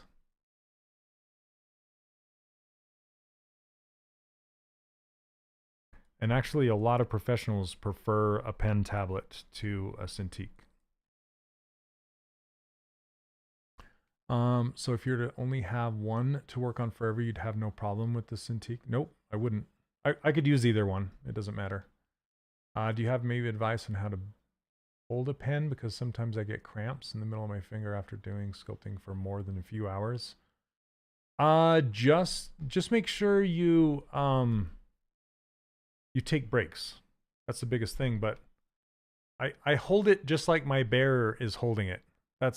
I modeled that after my hand. And then I put my thumb on the buttons. I don't think you can see that. See the Cintiq has 2 buttons right there? When I'm holding it, I put my thumb on the button, not my finger.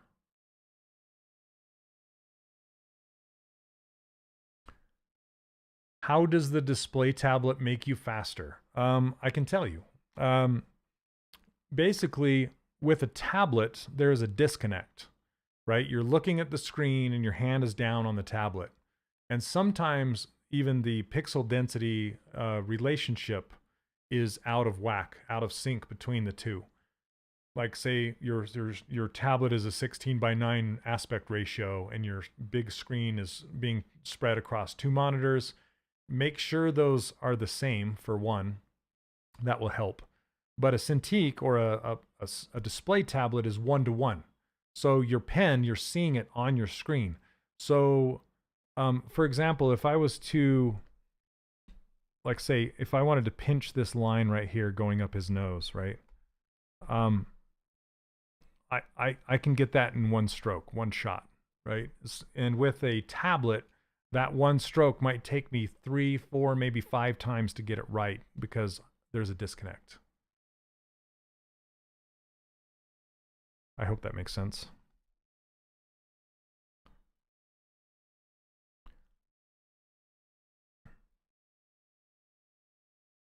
And I don't have any comments on brands. Other than I've only used Cintiq my entire career, or Wacom my entire career. I haven't had experience with anything other than that, so I can't really speak to that. I'm gonna put his eyebrows all the way down here, and then move his head to match. There's no way I could do a pen tablet, no displays. Let's see. I struggled with a pen tablet. It wasn't until I got a Cintiq that I really got going on ZBrush. Yeah, Michael Pavlovich uses a pen tablet, not a screen. There are a ton of professional artists that prefer tablets. Like my friend Danny Williams, I believe he uses, and I think Dylan Ekron from Disney Feature Films uses a tablet. And it's complete preference. It's whatever you're used to, whatever you like. Neither is wrong. Whatever gets the job done, whatever you're comfortable with, use that. And again, don't feel like you're missing out if you don't have one.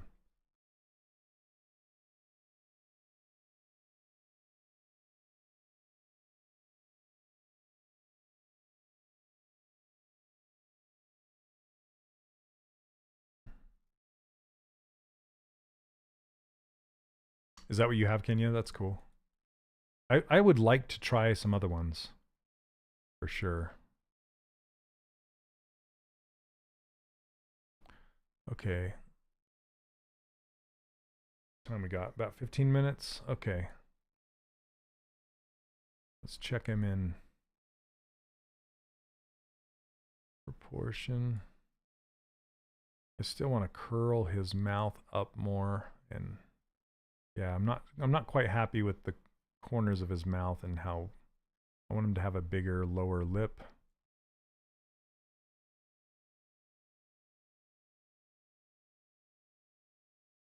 I'm happy with his eyes. His nose is okay.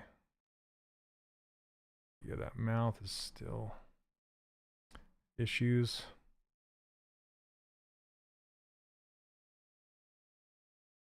Just kind of talking out loud, things I'm looking at.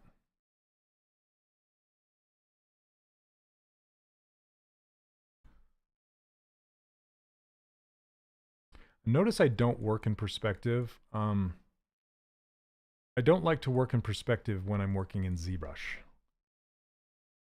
Because when you use things like clipping brushes, and it doesn't clip straight through your object, it clips at an angle. And there's some other things that work the same way. So I'm going to save this off because I'm going to try something, and if it doesn't work, I want to go back to it. I'd like to try the Zinx Labs. I have one right here that's unopened. They sent me one to review, and I still have yet to review it.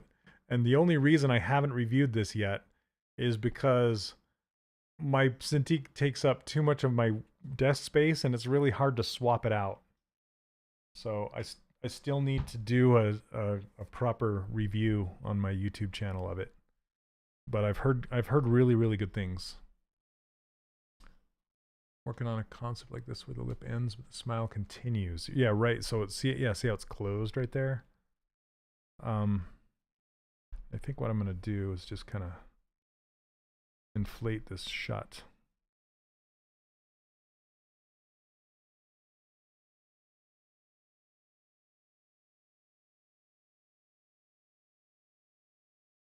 And then make his bottom lip larger. And then see how this curls underneath? That's not really how lips work. So I need to use this fill brush. That will help, I think.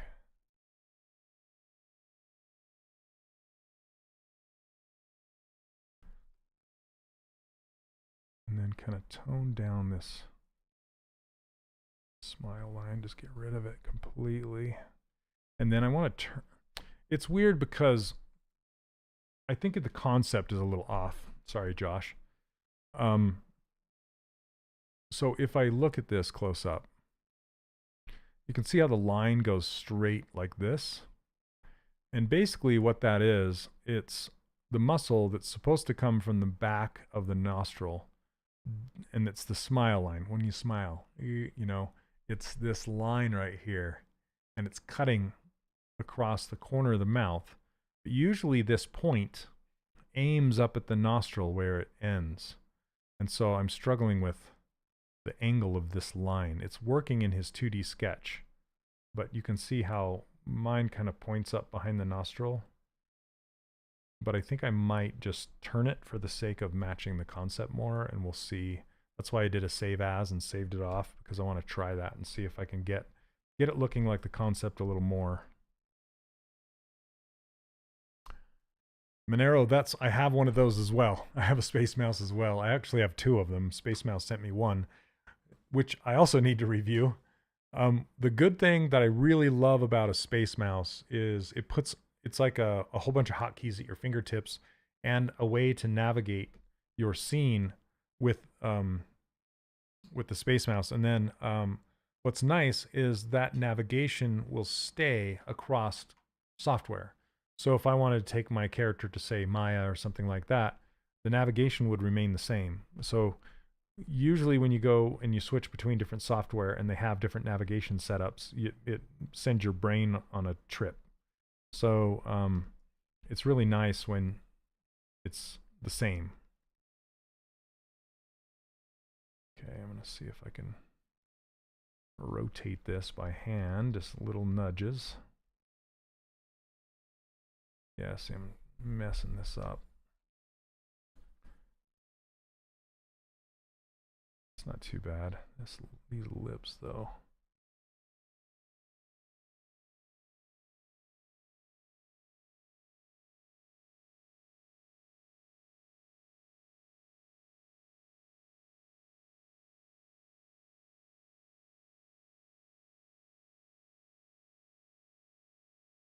So I'm just focusing for a second.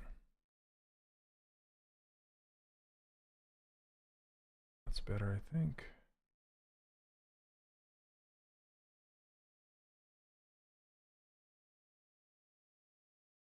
Should try one out. It's a game changer when working with a Space Mouse. Yeah, I have, like I said, I have two. It's really nice. I like it a lot.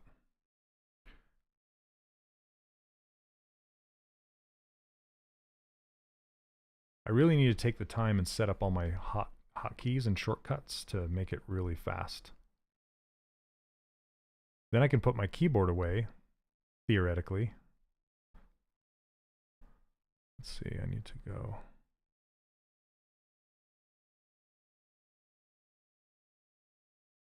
This, yeah, it's not bad.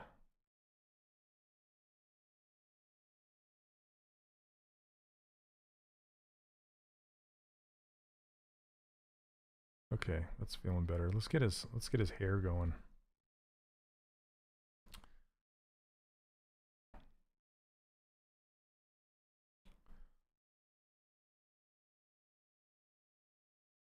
There you go. Ship it.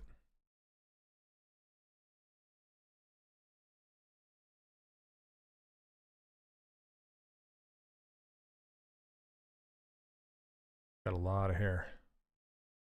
It's too muscle memory for me. I still do the wonky zoom. Yeah, Sarah, I'm in the same club. I still do it because that's what I know. I don't use control to zoom. And I'm in the right click club. That's Paul Gabery's right click navigation club. And basically what that means is my lowest button on my pen is set to my menu. Sorry, the back button is set to my menu. The front button is set to right click. So that way I can hover over my model just like this, and I can rotate. I can hold down Control and zoom, or hold down Alt to pan and then let go of Alt to zoom. That's That's how I navigate in ZBrush. Yep, right click club.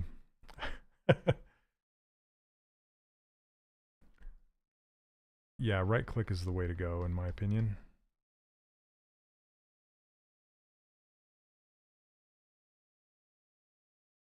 Okay, this is getting a little too stretchy for me, so let's do very low sculptress. There we go.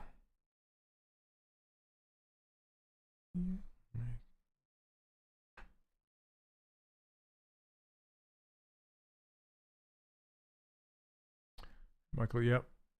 You're a Space Mouse Club? Nice. Yeah, I like the Space Mouse a lot. I'm not gonna lie.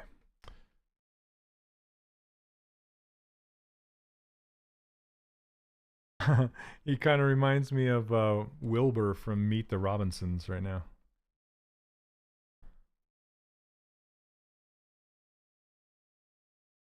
With this haircut, he just needs that little whoop.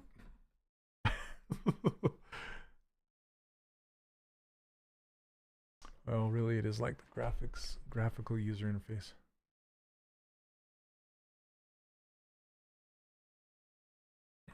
I'm also trying to get more used to using Sculptress. Is there a quick flood in Sculptress? Yeah, it's the Tessimate. So if you go under Geometry, it's right here. Tessimate. It's this slider right here. It will flood fill it. So I moved it to my user interface there. So if you're using my user interface, you can access it right here. So if you watch, I can just roll this and it will flood fill the entire object with Sculptress Pro Geometry, which is dynamic topology, which means it's full of triangles and quads. And yeah, it's great sculpting topology. It's not the best. It's not the best like animation geometry or anything like that. So anyway, okay. So now that I have this head like this, can we use the interface for the ZBrush Sculpt Off? I believe so. Hey McBubbles, how are you, man? And I've used it in the past. At least you can, I believe you can pull in the brushes. I think their only stipulation is you can't bring in like insert multi-mesh or VDM brushes that like it's like a whole character or like arms or legs or anything like that give you an advantage that way. I think primitive insert multi-mesh brushes are okay. I'm not sure. I don't know what the rules are. I'm just kind of quoting what the rules were from the past.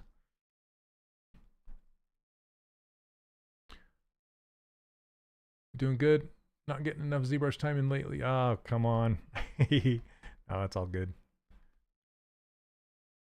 Okay, I'm going to start kind of working out these.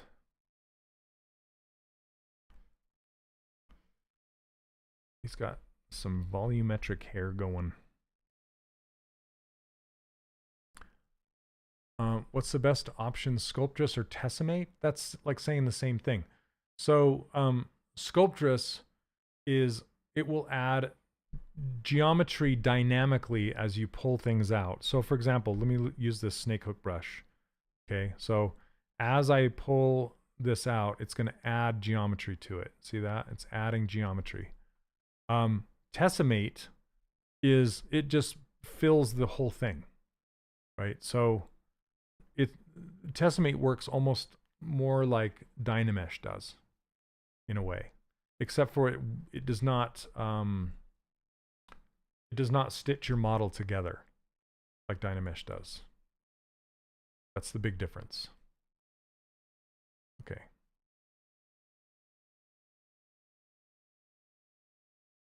But Tessimate is flood filling your object. That's exactly what it's doing. Okay, I'm going to turn off symmetry for a second, and I'm going to use this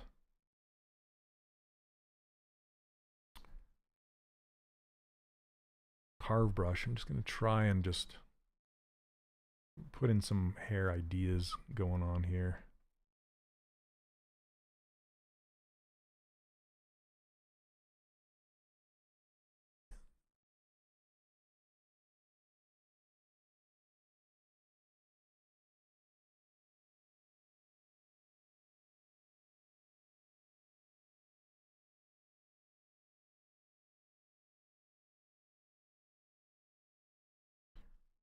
Your hand is so beautiful. How do you get it on screen? So I rendered out this hand, and well, I sculpted it, rendered it out, and broke it up into 2 pieces. And then I use an overlay for OBS called Spud Arm.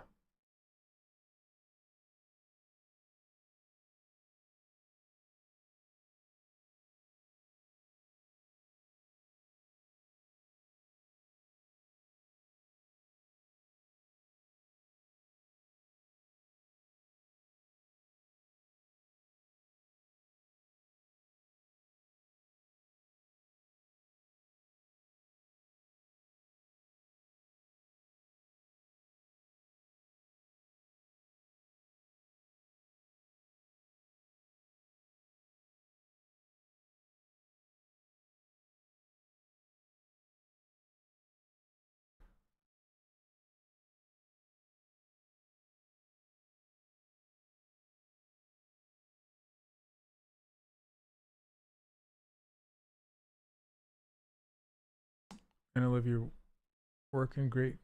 And your French hat looks so thanks, Kogan. I think it's called a Boston Scally hat or something.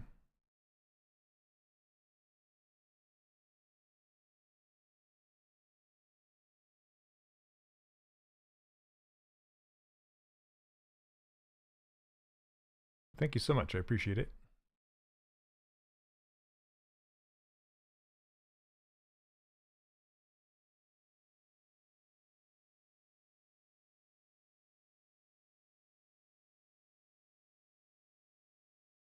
And doing hair with the carve brush is fun. Not gonna lie, it's good.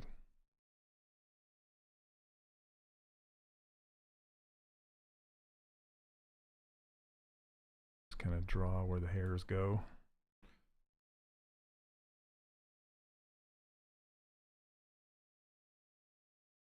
Too awesome. Thanks for answering that. I'm gonna start streaming just so I can have a troll hand. Sounds good to me, man.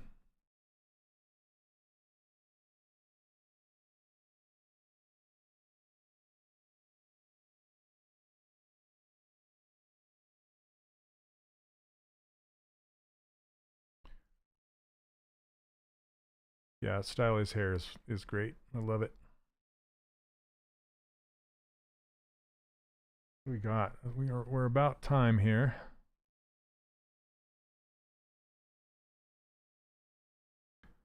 Okay.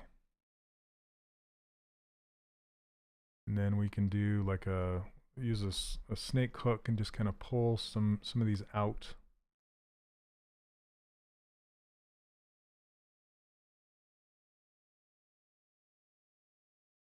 I got AccuCurve turned on. I don't know that I want it yet. Away. Let me see what this looks like. Okay, it's like comes up from here, goes up.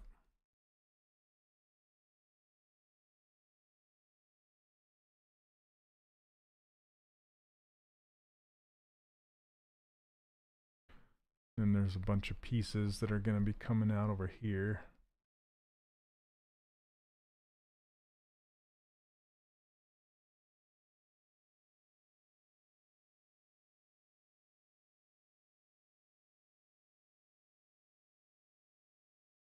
What's the difference between using snake hook for move purposes and move for move purposes? The only way I can really describe it is snake hook is spongier, and you can twist it, like you can twist it as you pull it out, and it gives you like a different effect. It's quite hard to explain other than just you know, play with it and you'll see what it feels like. And you'll see what I'm talking about. It's a little spongier. I don't know.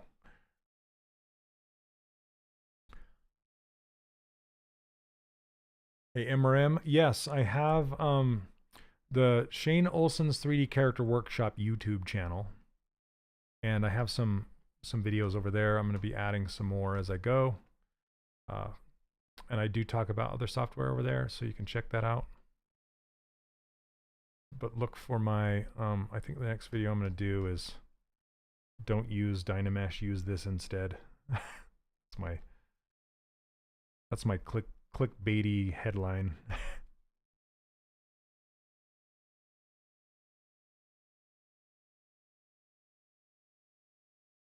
Hey Ram, welcome. You're just in time for me to be done. Sorry, I am gonna wrap this up. Thank you everybody for hanging out with me today. I really appreciate it. And as usual, I give away these brushes and this user interface for free. If you'd like to go grab them over on my website, 3dcharacterworkshop.com, and check them out over there. And I also have some, an online course. You can learn more about it over there. But I really appreciate you spending your time with me today. It means a lot. So happy sculpting, and I will see you all next Monday, where we will sculpt another sculpt.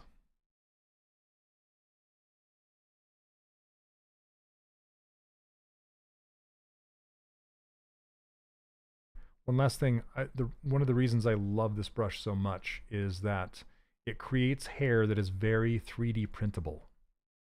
Very 3D printable, like these. Because you're just carving into the surface. That's why it's the carve brush. So anyway, all right guys.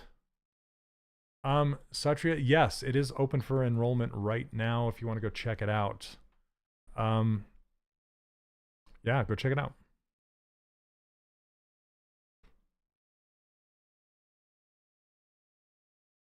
And something new is coming to the 3D Character Workshop that I'm really, really excited to share with you all in due time. It's coming sooner than later, so keep an eye out for that. All right, guys. Take care, everybody. We will see you next Monday. All right, thank you all. Take care. See ya.